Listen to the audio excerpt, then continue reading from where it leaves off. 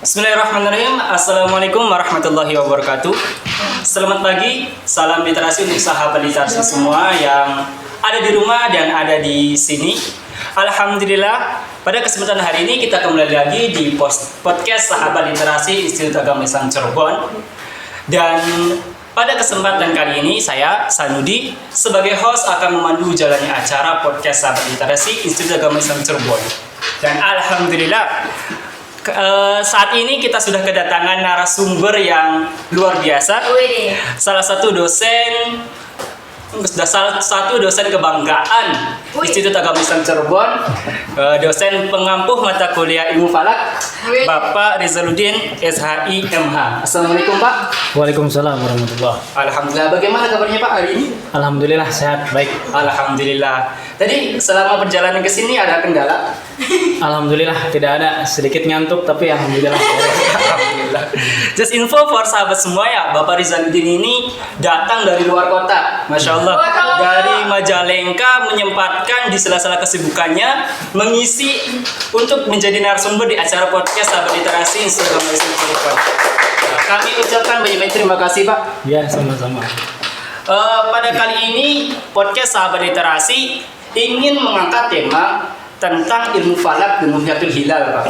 Jadi kami itu ingin mengenal lebih jauh tentang ilmu falak dan tentang ruhyatul hilal. Apa sih ilmu falak itu dan bagaimana sih ruhyatul hilal itu, cara-caranya dan sebagainya. Karena itu ya kiranya Bapak mau bersedia berbagi ilmunya dengan kami ya, sedikit banyak. Dan sebagaimana yang sudah kita ketahui, sebentar lagi kita akan menyambut bulan suci Ramadan Pak. Dan pada kebiasaannya setiap sebelum memasuki bulan suci Ramadan selalu dilakukan ruhyatul hilal. Karena itu ya bisa dibilang momen kali ini sangat tepat sekali untuk membahas tentang ruhyatul hilal.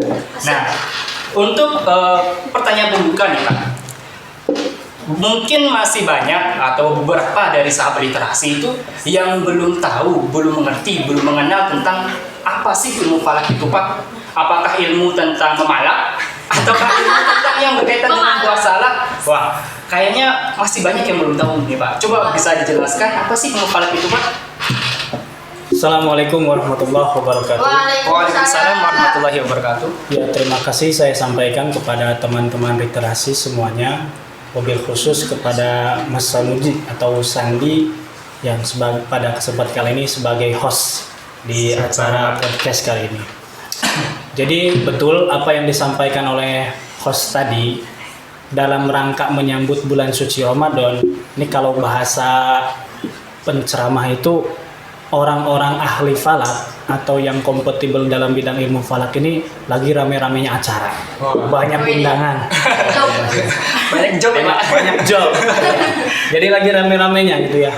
Seminggu terakhir ini saya sendiri Sabtu kemarin baru mengadakan pelatihan ilmu falak di Kabupaten Majalengka. Pesertanya itu sampai 120, luar biasa. Luar biasa ya. Karena apa? Karena memang momennya pas, giroh keilmuan untuk mengkaji ilmu falaknya dalam rangka menyambut bulan suci Ramadan itu momentum yang sangat tepat gitu ya. Akhirnya banyak peserta yang minat.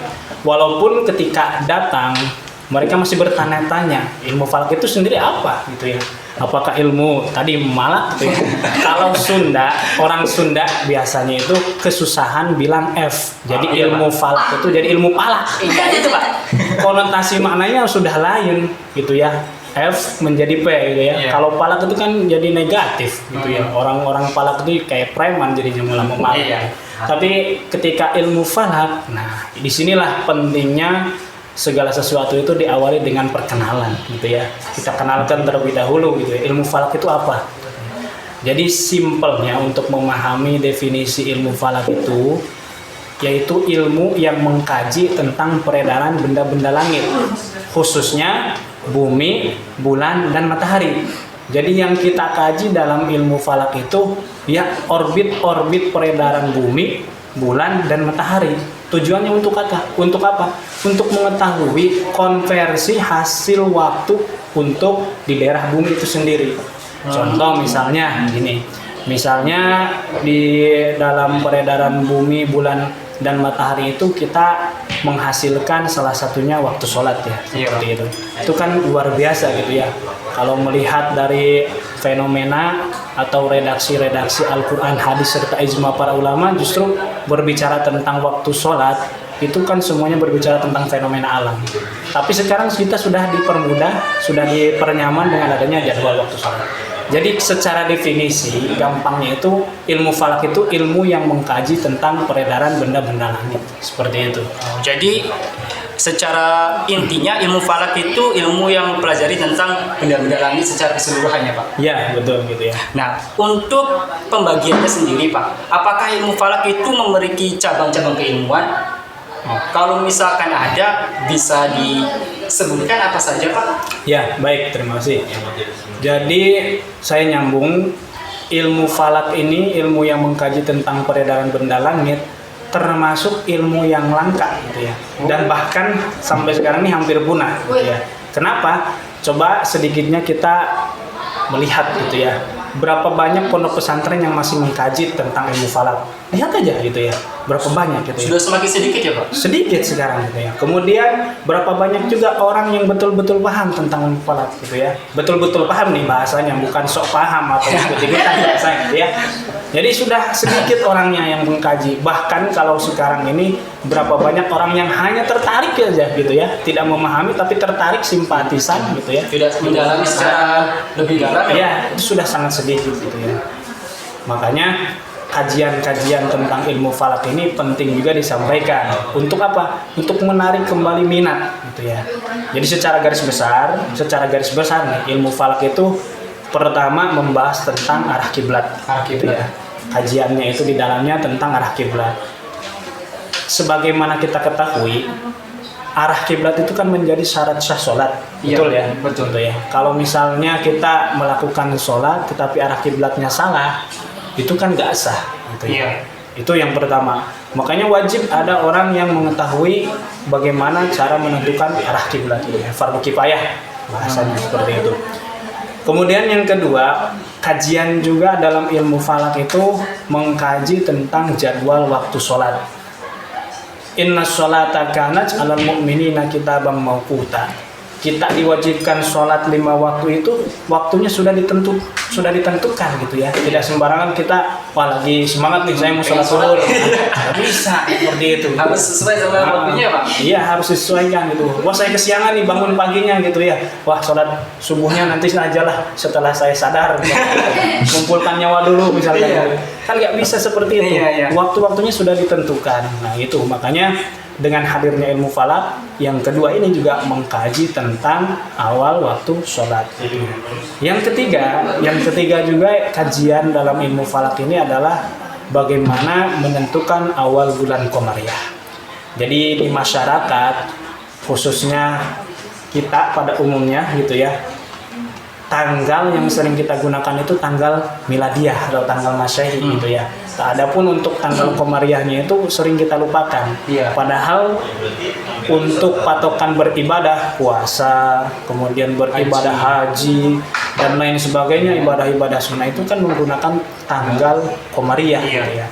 Makanya di sini hadirlah ilmu falak, bagaimana menentukan kapan awal bulan Qamariyah gitu. Dan yang terakhir, yang keempat, kajian tentang ilmu falak ini juga mengkaji tentang gerhana. Gerhana ini ada dua, ada gerhana matahari, ada juga gerhana bulan, seperti itu ya. Jadi ada dua. Nah, dari 4 luang lingkup ini, kalau dilihat dari perspektif ibadah, ini sangat penting semuanya, gitu ya. Makanya harus dilestarikan, jangan sampai punah, gitu ya. Kalau punah, ini bahaya, gitu ya. Bagaimana kita akan melaksanakan ibadah kalau ilmu yang 4 ini tidak ada yang mengkaji. Kalau menurut Bapak sendiri, apa sih penyebabnya bisa sampai itu peminat orang yang ingin mendalami ilmu falak itu semakin sedikit? Sampai sekarang semakin lama semakin sedikit. Kira-kira menurut Bapak apa sih? Betul.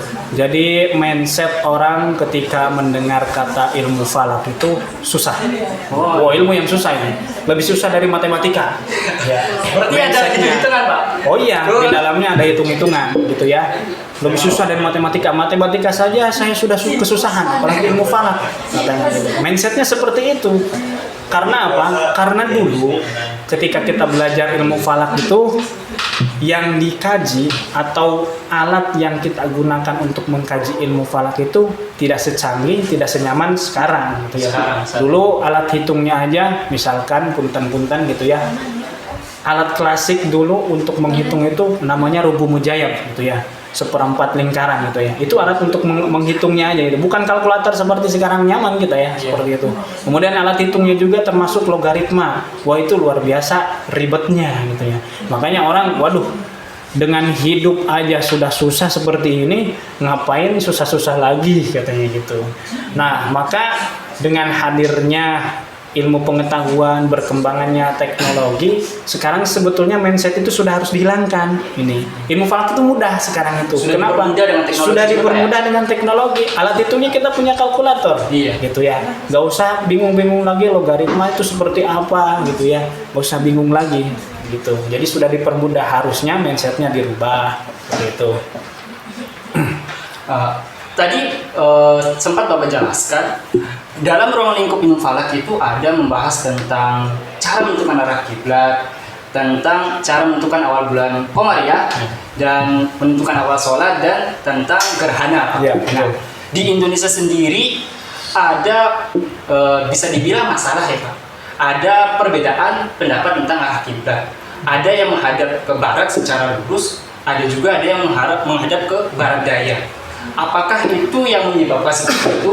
Apakah perbedaan perhitungan? Ataukah yang benar itu yang mana? Apakah tidak menggunakan falak Pak menentukan seperti itu? Ya, terima kasih. Betul, seperti tadi saya sampaikan, berapa banyak sih orang yang betul-betul paham gitu ya tentang ilmu falak? Ini pertanyaan dasarnya. Karena orang itu kebanyakan sok paham, akhirnya menghasilkan kesimpulan yang salah, gitu ya. Jadi ceritanya begini, mohon maaf gitu ya. Pernah keluar fatwa MUI tahun 2004, ya. Tahun 2004 isi fatwa MUI-nya itu menyebutkan bahwasanya arah kiblat di Indonesia ke barat. Tidak ada tulisan barat serong ke utara. Itu luar biasa berpengaruh gitu ya, dan berbahaya gitu ya. Berarti bisa mengecoh juga ya? Oh, mengecoh. Berbahaya. Yang namanya barat itu kalau misalnya kita lihat dari bahasanya itu nilai azimut ya, kalau bahasa ilmu falaknya, atau dilihat nilai dari titik utaranya itu kan namanya barat itu nilainya 270 derajat. Barat itu gitu ya. Tapi kalau barat serong ke utara gitu ya, di Indonesia itu kisaran barat ke utara itu 24 derajat sampai 25 derajat. Itu 24 derajat sampai 25 derajatnya hilang dari fatwa itu tersebut.